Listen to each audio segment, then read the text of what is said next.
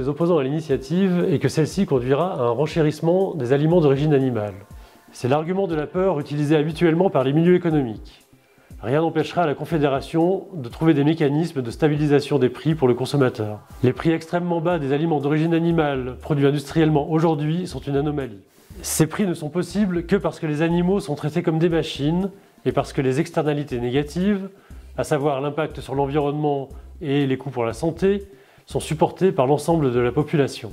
Les opposants oublient de dire que nous allons nécessairement devoir réduire notre consommation de produits d'origine animale ces prochaines années. De 2/3 selon le GIEC pour des raisons environnementales, mais aussi parce que les effets du changement climatique vont rendre plus difficiles les cultures à l'avenir et que nous ne pouvons pas nous permettre de gaspiller des céréales pour produire de la viande industrielle.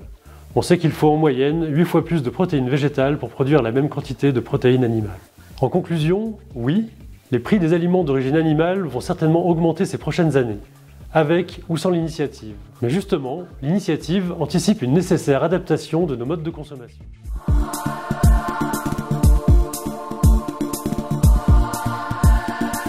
L'initiative contre l'élevage intensif ne provoquera pas une hausse des importations de viande issue de l'élevage intensif étrangère. En effet, il y a une partie de l'initiative qui porte sur la réglementation et la régulation des importations en se basant sur l'article 20A des accords du GATT qui prévoit justement des exceptions à l'importation pour protéger la vie et la santé des humains et des animaux, mais également pour protéger la morale publique. Et c'est exactement le cas de cette nouvelle régulation proposée par l'initiative. En plus, le fait de réglementer les viandes importées permettrait de protéger davantage les agriculteurs et agricultrices suisses face à des importations qui ne respecteraient pas les standards suisses actuels.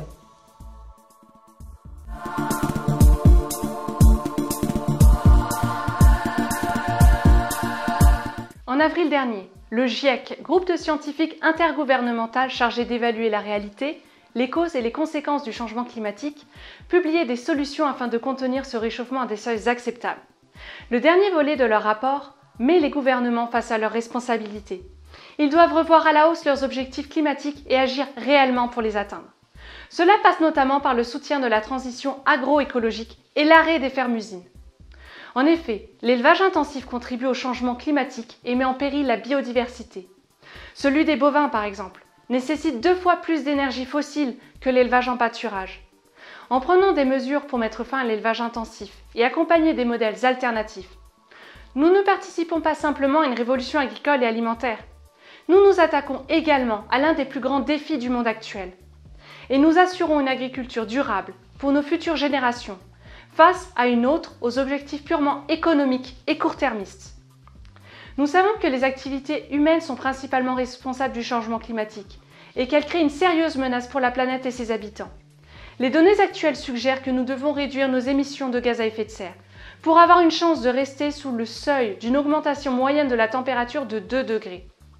L'élevage représente environ 14,5% de nos émissions mondiales de gaz à effet de serre.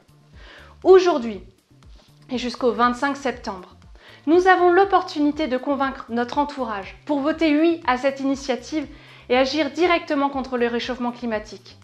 Alors réfléchissez-y, il n'y a plus le temps pour l'abstention.